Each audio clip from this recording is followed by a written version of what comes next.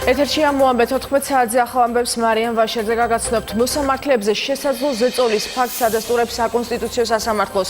ერთ-ერთი მოსამართლე ქეთევან ერემაძეის ამ წუთებში მთავარ პროკურატურაში გამოკითხვაზე იმყოფება. როგორც ერემაძემ შესვლის წინ განაცხადა, ზეწოლა მას არ შეხებია, თუმცა სხვა მოსამართლებთან მიმართებაში ზეწოლაზე ინფორმაცია პაპუაშვილისგან მიიღო. მისივე თქმით, დეტალებზე საჯაროდ ვერ ისაუბრებს, თუმცა მის ხელთ არსებულ ინფორმაციას გამოძიებას მიაწვდის, მათ შორის კონკრეტულ სახელსა და გვარს. ვიდრე ბატონი გიორგი ასეთ განცხადებას გააკეთებდა, რამოდენიმე დღით ადრე პლენუმის ფორმატში თითქმის ყველა მოსამართლე ალბათ ერთის გამოკლებით ჩვენ სხვადასხვა საკითხებს დღეს წესრიგის მიხედვით ვიხილავდით და მათ შორის ბატონი გიორგი იყო რა შეწუხებული ერთ-ერთი მოსამართლის მიერ მისთვის მიწოდებული ინფორმაციით, მან ასევე მოსამართლეები დაახლოებით ისეთივე ფორმატში ჩაგვაყენა საქმის კავშირში. კონკრეტულ გვარებს დაასახელებთ დღეს? დიახ, მე კონკრეტულ გვარს მათ შორის ვიტყვი პროკურატურაში, თუმცა რა თქმა უნდა არ ვიტყვი თქვენთან. დღესვე მთავარ პროკურატურაში მერაბ ტურავას ელოდებიან. საკონსტიტუციო სასამართლოს მოსამართლე უწყებაში მისვლას 16 საათისთვის გეგმავს. ტურავა მასზე რაიმე სახის ზეწოლას უარყოფს და აცხადებს, რომ მისი კოლეგების წინააღმდეგ მსგავსი ქმედებების შესახებ ინფორმაციას არ ფლობს. მოსამართლის განმარტებით საკონსტიტუციო სასამართლოს თავმჯდომარესთან აღნიშნულ საკითხზე არ უსაუბრია.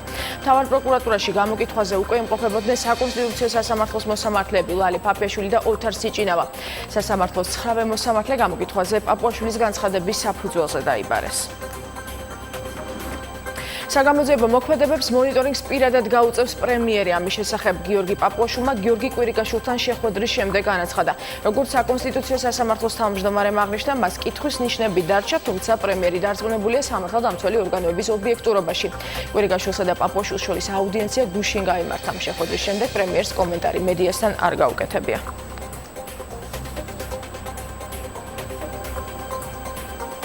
მთავრობის ადმინისტრაციაში გუშინ გამართულ შეხვედრაზე განცხადებები დღეს მთავრობის ხდომის დასრულების შემდეგ გაკეთდა, როგორც იუსტიციისა და განათლების მინისტრებმა განაცხადეს, ეს იყო სამუშაო შეხვედრა და სამთავრობო ცვლილებებზე საუბარი არ ყოფილა.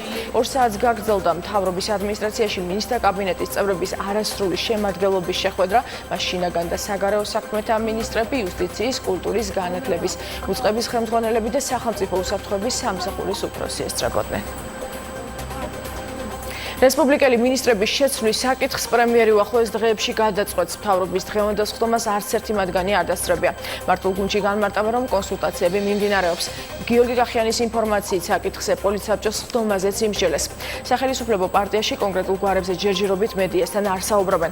თავად რესპუბლიკელი მინისტრის პაატა ზაქარიაშვილის პრესსამსახურში ამბობენ, რომ შერიგებისა და სამოქალაქო თანასწორობის საკითხებში სახელმწიფო მინისტრი პოსტის დატოვებას ამ ეტაპზე არ აპირებს. პრეზიდენტის მიერ გაკეთებულ განცხადებასთან დაკავშირებით დაწყებული გამოძიების ფარგლებში ამ წუთებში მთავარ პროკურატურაში გამოკითხვაზე იმყოფება პრეზიდენტის სიძის მინდია გოგუჭურის მეგობარი მიხეილ თადარაშვილი. ის უწყებაში ადვოკატთან ერთად მივიდა. მათ მედიასთან კომენტარები არ გაუკეთებიათ. დღესვე 15 საათზე უწყებაში გამოკითხვაზე ელოდებიან გოგუჭურის კიდევ ერთ მეგობარს თორნიკე კაჭარავას. აღნიშნულ საქმეზე თავად პრეზიდენტის სიძე პროკურატურამ გუშინ გამოკითხა. ხონიჭალში 22 თებერვალს მოხდა დედაშვილის კვლევაში ბრალდებულისთვის აღკვეთის ღონისძიების შეფარდების საკითხზე სასამართლომ ამ წუთებში უნდა იმსჯელოს. არსებული ინფორმაციით პროკურატურა ბრალდებულისთვის პატიმრობის შეფარდებას მოითხოვს. შინაგან საქმეთა სამინისტრომ ხონიჭალში მოხდარი კვლევების გახსნის შესახებ გუშინ გააკეთა განცხადება. დაკავებული წარსულში ქურდობის, ყაჩაღობისა და განზრახ კვლევების მცდელობისთვის სამართლები და მოკლულთა ნათესავების განცხადებით ის ოჯახის ახლობელია. ინფორმაციის თავისუფლების განვითარების ინსტიტუტის მიერ გავრცელებული ანგარიშის პასუხად, რომელიც პროკურატურის ხელმძღვანელი პირების შრომის ანაზღაურებას ეხებოდა, საქართველოს პროკურატურა განცხადებას ავრცელებს. უწყების განმარტებით 2008 წლიდან დღემდე პერიოდში პროკურატურის ხელმძღვანელი თანამდებობის პირების, მთავარი პროკურორისა და მოადგილეების შრომის ანაზღაურების გაზრდა არ მოხდარა. შრომის ანაზღაურების სახელმწიფო ფონდი არ არის გაზრდილი თანამდებობის პირთა შრომის ანაზღაურების გაზრდის ხარჯზე, არამედ ზრდა გამოწვეულია პროკურატურის თანამშრომელთა რაოდენობის 188 ერთეულის მატებით. თანამშრომელთა რაოდენობის ზრდა განაპირობა პროკურორთა სამუშაო დატვირთვის მატებამ, ასევე პროკურატურაში განხორციელებული სტრუქტურული ცვლილებებით გამოწვეულმა საჭიროებებმა.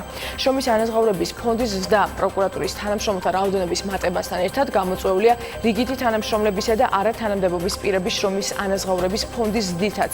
ასევე ანგარიში მოცემულ შენიშვნებზე, რომელიც ეხება პროკურატურის საქმიანობის გამჭვირვალობისა და ინფორმაციის ხელმისაწვდომობის უზრუნველყოფას, განვმარტავთ, რომ პროკურატურა თითქმის ყოველდღიურ რეჟიმში თემში ასაჯაროებს ინფორმაციას სხვადასხვა რეზონანსულ სისხლის სამართლის საქმეებზე გაწეული საქმიანობის შესახებ. ამავდროულად საქართველოს მთავარი პროკურორი ვალდებულია საპროკურორო საბჭოს წინაშე წარსდგეს 6 თვეში ერთხელ პროკურატურის მიერ გაწეული საქმიანობის დეტალური ანგარიშით. ნათქვამია პროკურატურის განცხადებაში. საქართველოს ფინანსთა სამინისტროს საგამოძიებო სამსახურმა სხვისი სასაქონლო ნიშნის მართ საწინააღმდეგოდ გამოყენების ფაქტზე საქართველოს 3 მოქალაქე დააკავა. გამოძიების ინფორმაციით ბრალდებულები საქართველოს ტერიტორიაზე იაფასიან სარეცხ ხვნილს კუსტარული წესით ამზადებდნენ და შემდგომში რეალიზაციის მიზნით ცნობილი ბრენდების პაკეტებში ათავსებდნენ.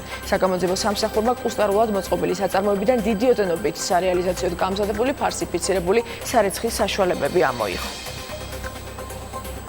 სომხეთის ოპოზიციური ჯგუფის სასნაცრერის დაჭრილ წევრებს პაվել მანუკიანსა და მის შვილს სომეხმა სამართალდამცველებმა სისხლის სამართლის კოდექსის 2 მუხლით ბრალი წაუყენეს. სომხეთის პოლიციის ინფორმაციით ოპოზიციონერებს ბრალდებათ შენობის დაკავება და იარაღის უკანონო შენახვა.